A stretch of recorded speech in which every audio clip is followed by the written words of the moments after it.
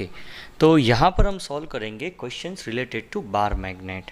तो पहले क्वेश्चन में क्या दिया है, थोड़ा हम जल्दी करेंगे सॉल्व करने के लिए, थोड़ा सा आपको बेसिक कंसेप्ट चाहिए। यहाँ पर पूछा है if the length of a bar magnet is L then the separation between the two poles. अगर आपको थोड़ा सा नॉलेज है तो जो बार मैग्नेट है उसकी ये जो लेंथ है उसको हम ज्योमेट्रिकल लेंथ बोलेंगे, और दो पोल्स के बीच का जो सेपरेशन है उसको हम मैग्नेटिक लेंथ बोलते हैं। तो जनरली बार मैग्नेट में the ratio of the magnetic length by the geometric length is approx 0.84 या 85 होता है, राइट। सो मैग्नेटिक लेंथ या फिर separation between the poles is equals to 0.85 into geometrical length, जो हमें क्वेश्चन में एल दी गई है, राइट। तो आप चेक करिए, यहाँ पर 9/10 यानी 0.9 होता है, वो पॉसिबल नहीं है, ये मैक्सिमम पॉसिबिलिटी है। फिर 6/7, यस ये वाली पॉसिबिलिटी है। 1/3 ये तो कम हो गई, तो ये पॉसिबल नहीं है। और 1/2 0.5 ये भी पॉसिबल नहीं है, ये भी पॉसिबल नहीं है। तो option number 2 is the correct answer. Second question में दिया है A solenoid of length 10 cm and radius 1 cm contains 200 turns and carries a current of 10 ampere। तो यहाँ पर हमारे पास सोलेनॉइड है और उसका कुछ डेटा दिया है, तो उसके हम मैग्नेटिक डाइपोल मोमेंट निकाल लेते हैं। m is equals to NIA। Number of turns दिए है 200, करंट दिया है 10 एम्पियर और एरिया होता है पाई इंटू आर स्क्वायर। तो r यहाँ पर रेडियस कितना दिया है हमें 10 सेंटीमीटर, सॉरी 1 सेंटीमीटर दिया है। तो ये हो गया हमारा 1 यानी 10⁻⁻² मीटर उसका स्क्वायर। तो ये हो जाएगा पाई इंटू 2 यानी ये हो गया 2 पाई, और यहाँ पर 100 इंटू 10 यानी 1000 हो जाएगा। सो 2 पाई इंटू 10⁻², यहाँ पर हो जाएगा 10⁻⁻4 और यहाँ पर है 3, तो +3 यानी 10⁻⁻1 एम्पियर मीटर स्क्वायर। तो ये आ गई dipole moment of the solenoid.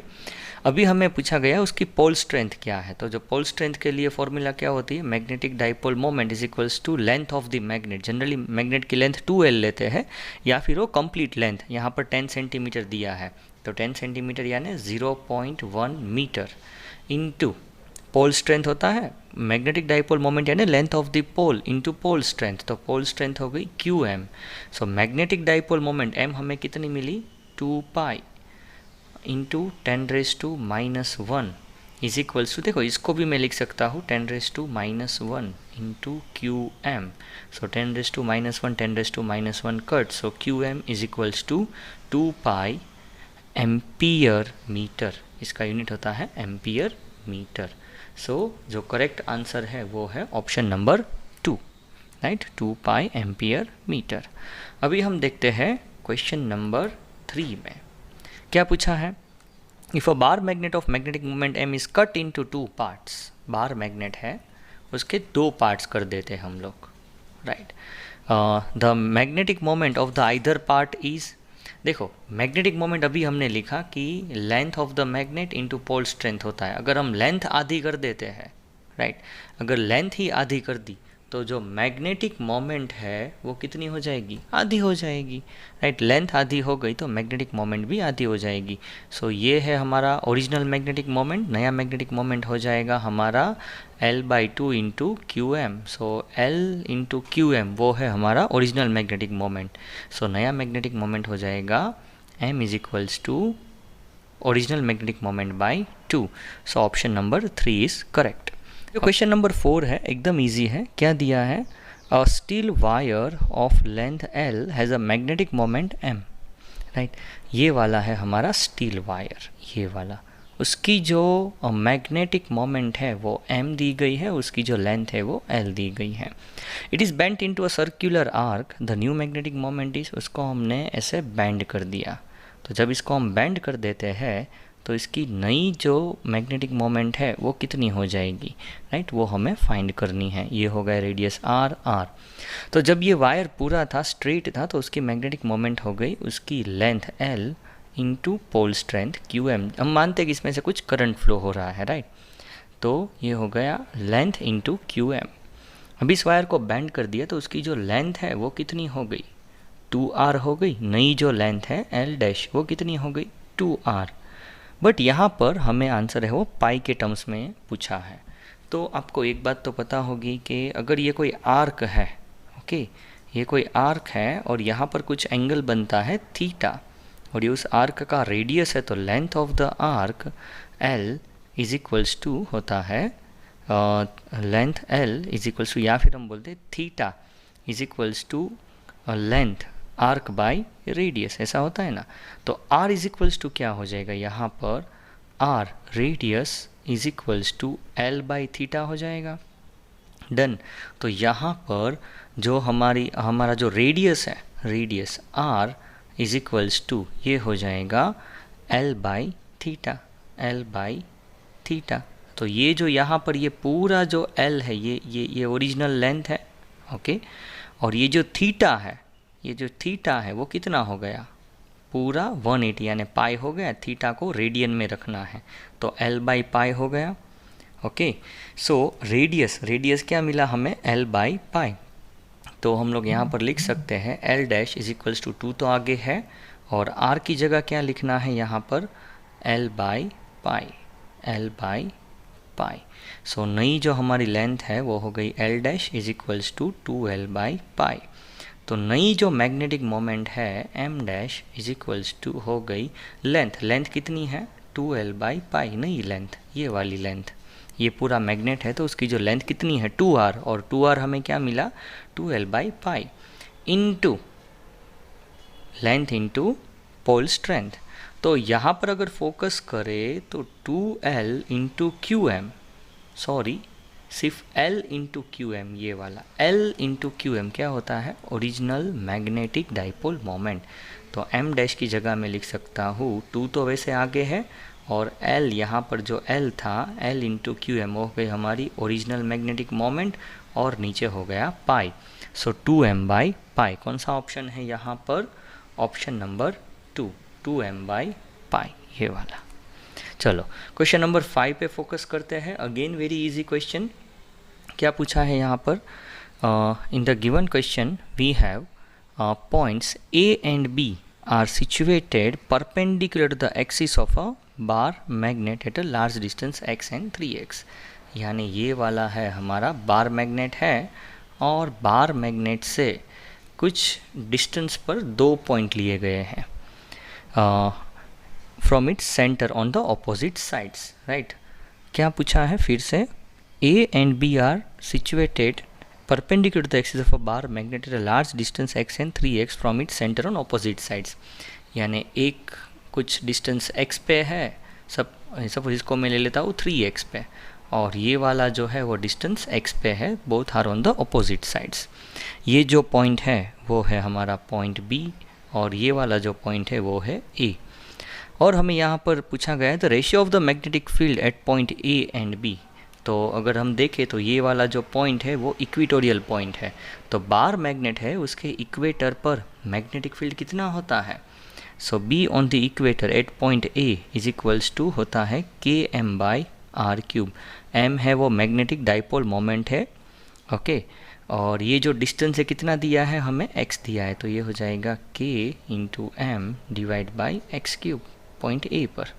और अगर हम पॉइंट B पर फोकस करें यहाँ पर, तो पॉइंट B पर हो जाएगा, वो भी एक इक्वेटोरियल पॉइंट ही है, तो ये हो जाएगा Km डिवाइड बाई डिस्टेंस कितना है 3x, तो ये हो जाएगा 3 3 ज़ा 9 3 ज़ा 27 इंटू एक्स क्यूब। अभी क्या करना है, दोनों का रेशियो लेना है, BA divide by BB। So Km और Km कट हो जाएगा, फिर एक्स क्यूब कट हो जाएगा, तो हमारे पास क्या बचेगा यहाँ पर, बचेगा यहाँ पर 1/1 डिवाइड बाई 1/27, ऐसा ही बचेगा ना। ऊपर जो था ये Km, तो यहाँ पर Km था, यहाँ पर एक्स क्यूब था, राइट। तो यहाँ पर Km सब कट हो गया, ये यहाँ पर, ये ऊपर, राइट। आप रेशियो लेके देखिए, हो जाएगा। सो यहाँ पर जो रेशियो है वो आया 27:1। तो कौन सा ऑप्शन है 27:1 वाला, ये वाला ऑप्शन नंबर 3। चलो आगे बढ़ते हैं। फिगर शोज टू स्मॉल, थोड़ी स्क्रीन को छोटी कर देता हूँ, सॉल्व करने में थोड़ी सी दिक्कत होती है। तो यहाँ पर figure shows two small identical magnetic dipoles A and B of a magnetic moment m each placed at a separation 2d। दोनों के बीच का जो सेपरेशन है वो कितना रखा है, 2d। ओके, यहाँ पर फिगर में भी दिया है। With their axis perpendicular to each other, देखो इसकी जो एक्सिस है वो ये डायरेक्शन में है। ओके, और the magnetic field at a point P Midway between the, और इसकी एक्सिस ऐसे दोनों परपेंडिकुलर है। ओके, तो हमें इन दोनों के बीच में कोई पॉइंट है, वहाँ पर मैग्नेटिक जो मोमेंट है, राइट, क्या पूछा है, द मैग्नेटिक फील्ड फाइंड करना है। तो अगर हम देखें तो ये वाला जो मैग्नेट है उसके एक्सिस पर ये पॉइंट है और उसके सेंटर से ये डिस्टेंस कितना है, d है। तो magnetic field on the axis of a bar magnet is equals to 2km/r³, और r यानी यहाँ पर जो डिस्टेंस दिया है वो BA is equals to 2km divide by distance कितना है, सेंटर से तो डिस्टेंस d होगा ना यहाँ पर, सो ये हो गया d³। और ये जो मैग्नेट है उसका तो ये कौन सा पॉइंट है, axial point, sorry equatorial point है। तो magnetic field due to the another magnet B, और उसका तो इक्वेटोरियल पॉइंट है, तो इक्वेटोरियल पॉइंट पे होता है km/r³। अगर हम देखें तो यहाँ पर जो मैग्नेटिक फील्ड है, ये वाला जो मैग्नेट है उसका जो मैग्नेटिक फील्ड आएगा, ये वाला जो मैग्नेट, मैं कलर चेंज कर देता हूँ क्योंकि इसमें इरेज नहीं होता है। तो यहाँ पर ये वाला, अगर यहाँ पर मैं बोलूँ इसका नॉर्थ पोल है तो मैग्नेटिक फील्ड ऐसे जाएगा, और ये वाला जो मैग्नेट है उसका जो मैग्नेटिक फील्ड है वो ऐसे जाएगा। यानी आप कैसे भी मैग्नेटिक फील्ड को निकालो, हर बार इन दोनों के बीच का जो एंगल है वो 90 डिग्री होगा, राइट। तो जो मैग्नेटिक फील्ड है वो तो वेक्टर क्वांटिटी है, तो resultant magnetic field is equals to BA² plus BB² plus 2BAB cos theta, because तो 90 है ना, तो cos 90 0 हो जाएगा, तो पीछे वाली टर्म तो लिखनी नहीं है। तो यहाँ पर BA, चलो ये जो मैग्नेटिक फील्ड है ना उसको मैं बोल देता हूँ B, तो ये उसका डबल है, तो ये हो जाएगा 2B। तो यहाँ पर BA मैंने लिखा है तो 2B², तो ये हो जाएगा 4B² प्लस यहाँ पर सिर्फ B, तो B², तो क्या हो जाएगा √5 इंटू B। सो √5 इंटू B कितना है, km/r³, या फिर km/ जो भी d³ लिखो, यहाँ पर d दिया है। ओके, सो यहाँ पर √5 वाला कौन सा ऑप्शन है, ये वाला। क्यों, यहाँ पर देखो √5 k की जगह क्या लिख सकते हैं, μ0/4π, तो μ0/4π md³। तो option number 4 is the correct answer. चलो अभी नेक्स्ट क्वेश्चन देखते हैं। क्वेश्चन नंबर 7 को अच्छे से समझते हैं। यहाँ पर देखो हमें दो मैग्नेट्स दिए हैं जो एक दूसरे को क्रॉस कर रहे हैं। ओके, और हमें पूछा गया है कि जो मैग्नेटिक फील्ड है एट पॉइंट P, यानी ये वाले पॉइंट पर कितना मैग्नेटिक फील्ड है। एकदम इजी क्वेश्चन है, कहीं सारे वीडियोज़ में इसको बहुत ही ट्विस्ट करके समझाया गया है, मैं एकदम इसको इजी कर देता हूँ। ओके, तो क्वेश्चन में दिया है कि दो मैग्नेट को एक दूसरे से परपेंडिकुलरली ट्विस्ट करके रखा है, राइट। अभी ये जो पॉइंट है वहाँ पर मैग्नेटिक फील्ड हमें फाइंड करना है। तो मैग्नेटिक डाइपोल मोमेंट का direction inside the magnet south to north होता है, तो यहाँ पर भी ये साउथ टू नॉर्थ ही बनेगा। ओके, सो दो वेक्टर है, एक वेक्टर ऐसे जाता है और एक वेक्टर ऐसे जाता है, तो दोनों का अगर हम रिजल्टेंट निकालते हैं with the help of parallelogram तो कुछ ऐसे निकलेगा। तो यहाँ पर भी जो हमारा रिजल्टेंट मैग्नेटिक मोमेंट है वो ये डायरेक्शन में निकलेगा। तो ये हो गया हमारा मैग्नेटिक मोमेंट m और ये वाला है मैग्नेटिक मोमेंट m, क्योंकि दोनों की डाइपोल मोमेंट इक्वल है, राइट। तो एक मैग्नेट की डाइपोल मोमेंट ये डायरेक्शन में है m, और दूसरे की जो मैग्नेटिक डाइपोल मोमेंट है वो ये डायरेक्शन में है। तो ये जो रिजल्टेंट, ये जो डाइपोल मोमेंट है वो उन दोनों की रिजल्टेंट हो गई। तो वो कितनी आएगी, तो रिजल्टेंट कैसे निकालते हैं वेक्टर का, resultant dipole moment is equals to, इसको मैं कुछ m डैश बोल देता हूँ, तो vector a² plus vector b² plus 2 into vector a into vector b cos theta, अभी cos 90 0 हो जाएगा, तो क्या करेंगे सिर्फ M square plus M square, A square plus B square, इसको मैं ए बोल देता हूँ, इसको मैं बी बोल देता हूँ। तो सिंपल वेक्टर एडिशन क्या हो जाएगा, √2 इंटू एम। डन। तो ये जो है वो रिजल्टेंट डाइपोल मोमेंट हमें ये डायरेक्शन में मिली। थोड़ा मैं इसको क्लियर कर देता हूँ। तो ये वाली जो है हमारी रिजल्टेंट डाइपोल मोमेंट ये डायरेक्शन में मिली, जो है √2 इंटू एम। यानी कि इसको मैं एक मैग्नेट की तरह एज्यूम कर सकता हूँ कि अभी ये जो मेरा मैग्नेट है कुछ ऐसे ओरिएंटेड है जिसकी डाइपोल मोमेंट ये डायरेक्शन में है √2 इंटू एम, राइट। और हमें कुछ सेंटर से कोई पॉइंट डी है वहाँ पर मैग्नेटिक फील्ड फाइंड करना है। तो हम देखें तो ये जो पॉइंट है वो तो मैग्नेट के एक्सिस पर है। तो एक्सिस पर मैग्नेटिक फील्ड कितना होता है, B on the axis is equals to 2km/r³। Okay, so यहाँ पर 2 as it is, k as it is, और m resultant magnetic dipole moment, ये जो मैग्नेट है उसका डाइपोल मोमेंट कितना है, √2 into M divide by r³। r यानी डिस्टेंस, सेंटर से कितना दिया है यहाँ पर, d दिया है। ओके, सो ये हो जाएगा d³। बस देखो ऐसा कोई ऑप्शन है हमारे पास, k को सॉल्व करो तो ये हो जाएगा μ0/4π, μ0/4π, फिर 2√2 km/d³। है कोई ऐसा ऑप्शन जिस पे हम ट्रस्ट कर सकते हैं? ऑप्शन नंबर 4 ये जो है उसका करेक्ट आंसर है। ओके, चलो तो नेक्स्ट देखते हैं क्वेश्चन नंबर 8। क्या दिया है, 2 bar magnets are placed in a line at a certain distance. 2 bar magnets are placed in a line at a certain distance d apart. If the length of the magnet is negligible compared to d, the force between them will be inversely proportional to। Question एकदम easy है, लेकिन इसका जो explanation है एकदम long है, ज़्यादा time जाएगा 10 से 15 मिनट तक। तो अभी मैं इसको डिस्कस नहीं करता हूँ, लेकिन इसका जो रियल मीन्स इसका जो आंसर है वो है d⁴, राइट। तो अभी के लिए आप इसको समझ लीजिए, सिर्फ इसको रट लीजिए। फिर मैं इसके लिए अलग से वीडियो बनाने वाला हूँ जिसमें ये मैं आपको समझाऊंगा कि क्यों d⁴ है। अभी टाइम वेस्ट नहीं करना है। ओके, चलो तो आगे बढ़ते हैं।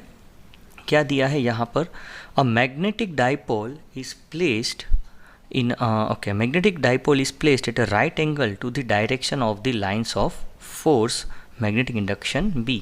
यानी कि ये है हमारी मैग्नेटिक फील्ड लाइंस, और मैग्नेटिक फील्ड लाइन से राइट एंगल पर एक मैग्नेट को रखा गया है। If it is rotated through an angle 180 then work done is. इसको अगर हम 180 रोटेट करते हैं तो वर्क डन कितना होगा। देखो अगर हम इसको 180 रोटेट करते हैं, यानी ये ऐसा है, यहाँ से इसको हम ऐसे लेके जाएंगे तो इसका जो नया ओरिएंटेशन है यहाँ पर नॉर्थ पोल नीचे आ जाएगा, राइट। तो इनिशियल केस में हमारी जो मैग्नेटिक डाइपोल मोमेंट थी वो साउथ से नॉर्थ की तरफ ऐसे थी। तो इनिशियल केस में थीटा जो एंगल था वो θ1 वो हमारा था 90। फाइनल केस में θ2, तो यहाँ पर जो मैग्नेटिक मोमेंट है वो साउथ से नॉर्थ की तरफ यानी इस डायरेक्शन में पॉइंट करेगी। सो ये जो एंगल हो जाएगा वो हो जाएगा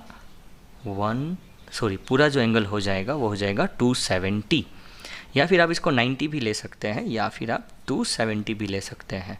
तो वर्क डन की क्या इक्वेशन है, work done is equals to mb cos θ1 minus cos θ2, तो cos 90 माइनस cos 270, राइट। अभी आपको पता है cos 90 भी 0 होता है, cos 270 भी 0 होता है, then the work done is equals to 0। तो यहाँ पर जो हमारा आंसर है वो हो जाएगा 0। ओके, चलो next. The magnetic needle of a negligible breadth and a thickness compare to its length oscillate in a horizontal plane with time period t। यानी कि ये कुछ मैग्नेटिक नीडल है वो ऐसे ऐसे ऑसिलेट करती है अपने हॉरिजॉन्टल प्लेन में, right. The time period of the oscillation of each part obtain on breaking the magnet into n equal parts, उसके हम n पार्ट्स कर देते हैं। ओके, तो अगर n पार्ट्स कर देते हैं तो उसका जो नया टाइम पीरियड है वो क्या हो जाएगा। तो हमने एक equation oscillations of the magnetic dipole या फिर ऑसिलेशंस ऑफ द मैग्नेट, उसमें हमने एक इक्वेशन देखी थी 2π into under root moment of inertia divide by I है वो मोमेंट ऑफ इनर्शिया है, m is the magnetic moment and b is the magnetic field. जब भी कोई चीज़ को हम ब्रेक करते हैं n पार्ट्स में तो उसका जो मोमेंट ऑफ इनर्शिया है, राइट, वो हो जाता है 1/n³, क्योंकि मोमेंट ऑफ इनर्शिया है वो प्रोपोर्शनल टू 1/n³ है। तो हमने अगर n पार्ट्स में उसको ब्रेक किया है, राइट, तो उसका जो मोमेंट ऑफ इनर्शिया है वो n³ टाइम्स कम हो जाएगा। ओके, सो यहाँ पर मैं लिख सकता हूँ कि जो हमारा नया मोमेंट ऑफ इनर्शिया है वो हो जाएगा original moment of inertia divide bye n³, कम हो जाएगा। ओके, चलो अभी एंड मैग्नेटिक मोमेंट, तो हमने इससे पहले के भी क्वेश्चन में देखा है कि जब मैग्नेट को ब्रेक करते हैं तो उसकी जो मैग्नेटिक मोमेंट है 2 पार्ट्स में ब्रेक किया तो 2 टाइम्स कम हो जाएगी, 3 पार्ट्स में कम किया तो 3 टाइम्स कम हो जाएगी, तो मैग्नेटिक मोमेंट्स है वो n टाइम्स कम हो जाएगी। तो जो नया टाइम पीरियड आएगा t इज इक्वल्स टू 2π, नया t dash t is equals to 2π√। अभी जो मोमेंट ऑफ इनर्शिया है वो कितना हो गया I डैश, यानी वो हो गया I/n³। फिर क्या दिया है हमें mb मैग्नेटिक मोमेंट, वो कितनी हो गई, वो हो गई m डिवाइड बाय कितने टाइम्स कम हो गई n टाइम्स, तो ये वाला n ऊपर चला जाएगा m/n।